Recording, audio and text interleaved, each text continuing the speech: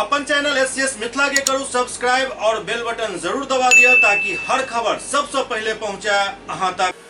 देश में आदर्श आचार संहिता लागू होय के बाद मोतिहारी में बैनर पोस्टर सब के उतारे के काम शुरू हो गए। देश में आदर्श आचार संहिता लागू होय के साथ ही आदर्श आचार संहिता के पालन शुरू हो गए।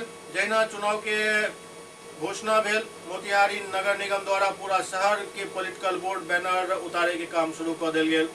शहर के विभिन्न चौक चौराहा पर राजनीतिक पार्टी द्वारा लगायल गेल बैनर पोस्टर झंडा के हटावे के कार्य शुरू हो गए।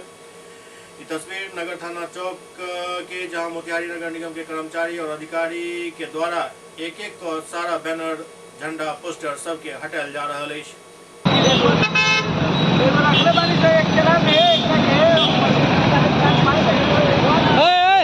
रुकिए रुकिए